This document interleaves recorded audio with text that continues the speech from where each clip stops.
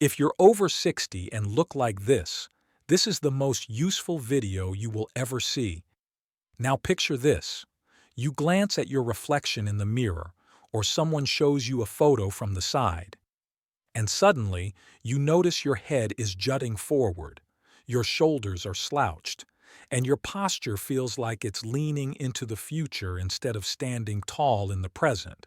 And here's what almost no one tells you about forward head posture after 60. A 2022 study from the Spine Journal found that adults over 60 with forward head posture weren't just more likely to experience neck pain or stiffness, they also showed higher rates of fatigue, memory fog, and even digestive slowdown.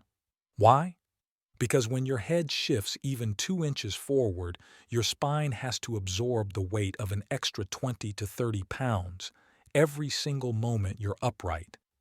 And here's the part that truly stopped me.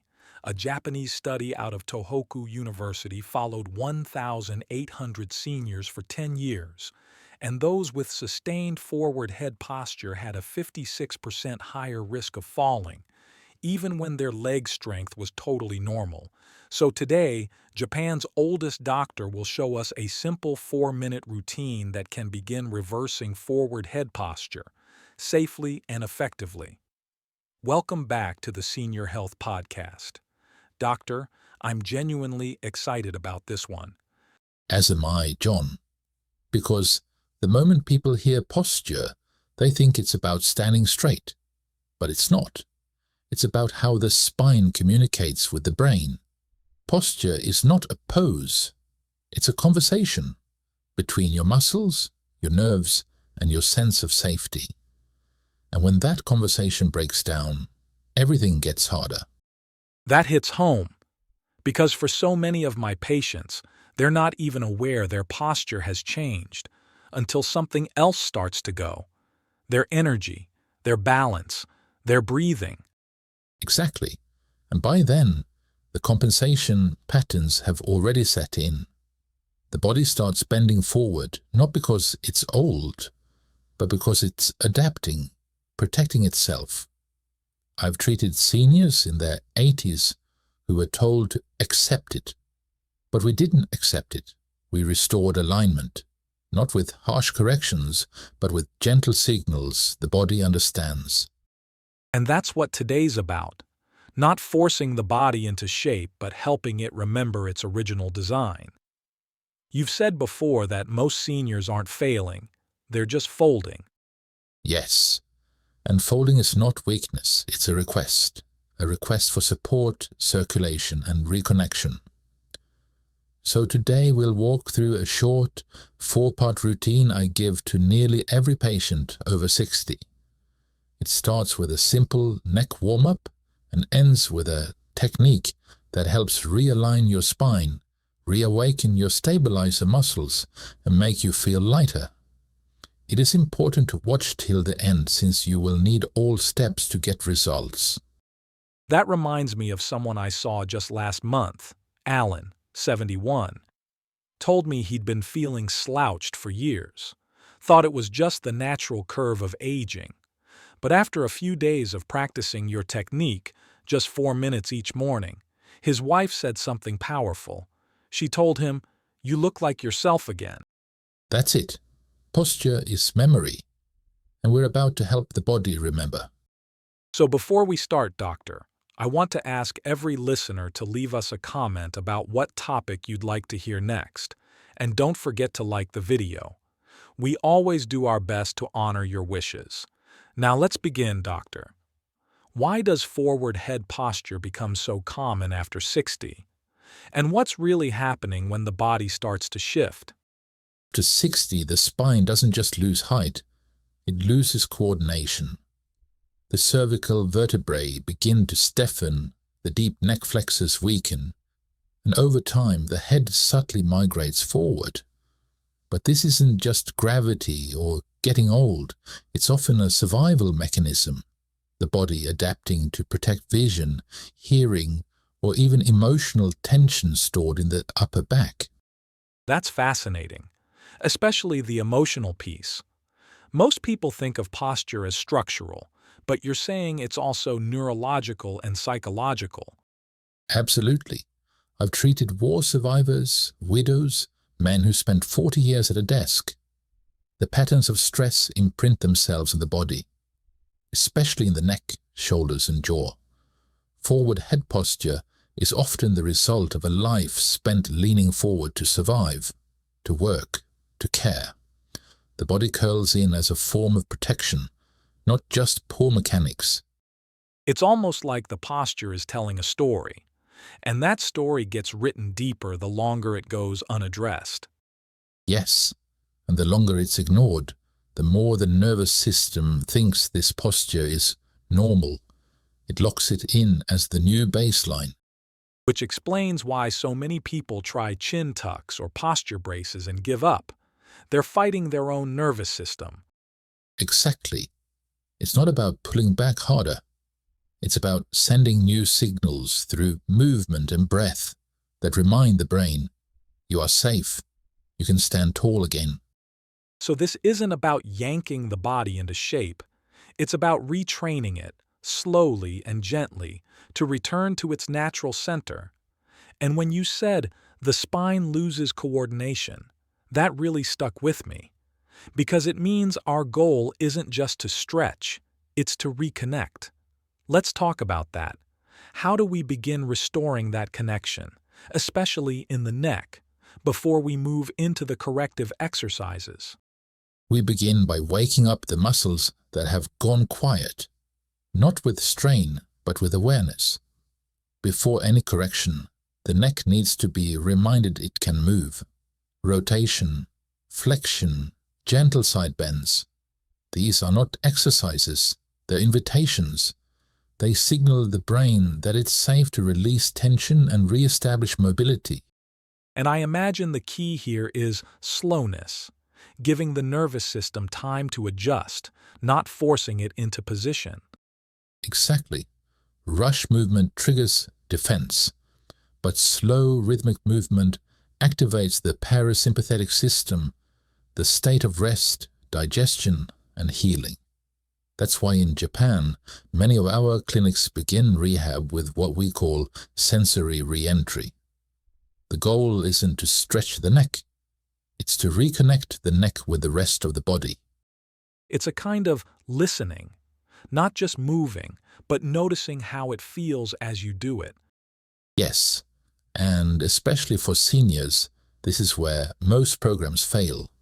They skip the listening and go straight to the fixing. And that's often why they don't stick. If your body feels threatened, it resists, no matter how good the technique. So this warm-up isn't optional, it's foundational. So what does the warm-up look like? Begin simply with the movement, breath, and awareness. I always start with 4 directions: rotation, flexion, and extension, side bends, and what we call retraction, gently pulling the head back without lifting the chin. Each one is done slowly, without force. The purpose isn't to stretch, it's to feel, to sense where the tension lives and begin dissolving it. So we're not chasing range of motion here. We're reintroducing control. Yes. Seniors often think they've lost flexibility, but what they've really lost is stability. The brain will not allow movement where it doesn't feel secure. This warm-up re-establishes that safety. And that's what unlocks the motion. If you do it correctly, you'll feel your breath shift by the 2nd or 3rd round. That's something I've seen again and again. When the body feels supported, it opens. Exactly. And we always perform this warm-up for at least 30 seconds per direction, ideally twice through. That's enough to activate circulation and release the deep neck muscles, which are often offline after years of disuse. I love that you're grounding this in sensation, not performance. It's not, how far can I turn, but can I reconnect while turning? So once the neck is warmed up and the brain feels safe, where do we go next? What's the first corrective step in the routine?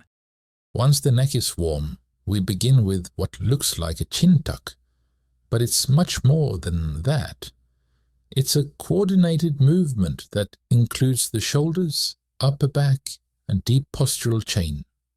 First, the hands clasp behind the back or rest gently in the lap.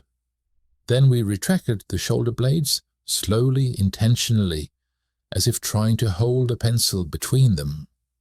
And only then we gently pull the chin straight back, keeping the head level and the neck long. That's a totally different feeling from just pulling the chin in. And I love that it involves the shoulder blades.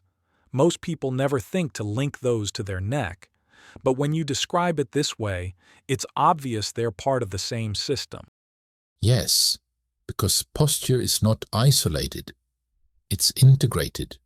The head doesn't just float forward, it's pulled by what's happening around it. In many seniors, the front of the body becomes over-dominant. Chest tight, shoulders collapsed, while the back becomes underactive. This movement reverses that pattern. It tells the body, you still remember how to hold yourself. And the key is to hold that position for 10 to 15 seconds, using breath to stay calm, then repeat it 2 to 3 times. That breath element really matters. Without it, the body might brace instead of release. Exactly. Breath is the difference between correction and tension.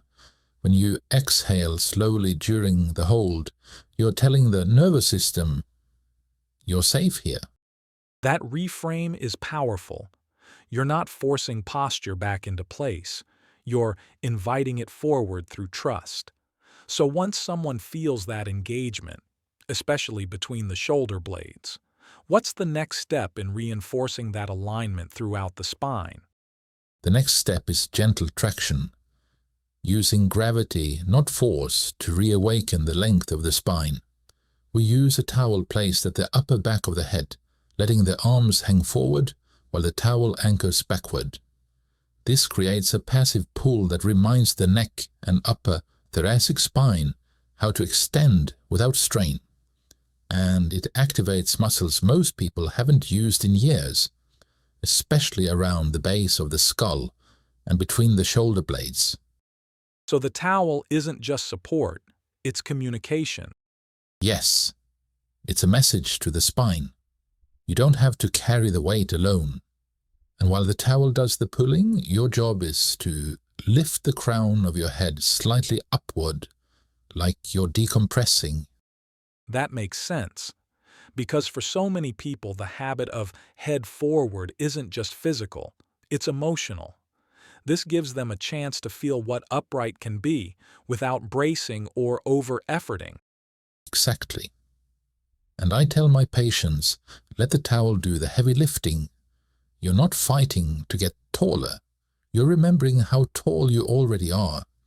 Hold that position for 10 to 15 seconds and do it 3 times. Each time, let your breath expand into the ribs. Feel how the spine naturally lifts with the inhale and stabilizes with the exhale. That's the body recalibrating in real time. It's amazing how something so simple can feel so transformative. And that's why I prefer this over any device or posture, brace, because it teaches the body, not forces it. So now the spine has been supported, the neck has lengthened, and the shoulders are re-engaged. I feel like we're not just standing taller, we're moving from a more integrated place. I am so excited, doctor. So what comes next? Now we address the mid-back, the thoracic spine. This is the area that often becomes rigid after years of sitting, stress, and shallow breathing. We use a yoga block, a rolled towel, or even a small cushion to create a pivot point just beneath the shoulder blades. Then we lie back over it, slowly, letting the chest open and the ribcage expand. That sounds incredibly gentle, but also deeply needed. It is both, because this part of the spine rarely moves fully in daily life. We're always forward, driving, cooking, reading. But extension, we almost never do it. And I'm guessing the body forgets how, unless it's given permission like this. Exactly. That's why this isn't about pushing into the movement. It's about melting into it. You let your arms fall open, your head rests back, supported. Knees can stay bent for grounding or extended for more stretch. Both work. The position doesn't need to be perfect. It just needs to feel like space is opening. I often have patients hold this for at least 30 seconds, and many stay longer, up to 5 or even 10 minutes. Over time, you'll notice the breath naturally deepens here. That's your nervous system shifting gears. And for seniors, that kind of shift can change everything. Yes, because this isn't just physical release, it's emotional permission. You know, I've seen people come out of this stretch with tears in their eyes, not from pain, but because they felt open for the first time in years, like the armor had come off. And it makes me wonder, once someone finishes these 3 steps, how do they make this stick? What ensures it becomes a habit, not just a one-time relief? The key is rhythm, not intensity. I always tell my patients, the body responds best to what is repeated, not what is extreme. 4 minutes a day done consistently will do far more than 40 minutes once a week. And anchoring that routine to a daily moment, like after brushing your teeth or before breakfast, helps the brain turn it into habit. So it's less about willpower and more about weaving it into something you already do. Yes, the brain loves patterns, especially predictable, low-friction ones. If the practice feels like a punishment, it won't stick. That's why people drop out of rehab so often. They get overwhelmed, or they feel like they're failing if they miss a day. Exactly. So I always remind them, missing one day is not the problem. It's the story they tell themselves afterward that breaks the rhythm. Make it easy. Use the same towel. Keep the block nearby. Build a space that welcomes the routine. And remember, this is not about perfect posture. It's about functional alignment. The goal isn't to stand like a soldier. It's to feel balanced, supported, and free in your own body. That's such a relieving mindset. Yes, because consistency built on compassion always lasts longer than discipline built on shame. And that really reframes the whole idea of posture, not something to correct, but something to nurture. It also makes me think about how interconnected all this is. Breath, spine, nervous system, even emotions. So let me ask you this. For someone who's made it this far, what kind of changes might they start to notice, not just physically, but mentally or emotionally, in the first few weeks? The first change most people notice is a kind of lightness, like their body isn't working so hard just to stay upright. Their breath deepens naturally. Some feel clearer in their thinking or notice digestion improving. All signs that blood flow and nerve signaling are improving. And emotionally, they describe a quiet shift from heaviness to ease. It's as if, by standing taller, something inside them begins to lift too. That makes perfect sense. I've heard patients say they feel more alive, and I always thought they meant energy. But now I realize they were talking about presence, about feeling themselves take up space again. Exactly. And it's often so subtle that people miss it. But posture is one of the fastest ways to change your state, even before you understand why. It shapes not just how we move, but how we relate to the world. And when that relationship softens, everything else starts to shift too. Yes, because when the body stops bracing, the mind starts opening. And that shift becomes something you want to return to. Doctor, I think this episode was amazing, and I hope the people listening from home think the same. If so, please like this video and let us know in the comments that you did because it is so important to us. Hope to see you in the next episode.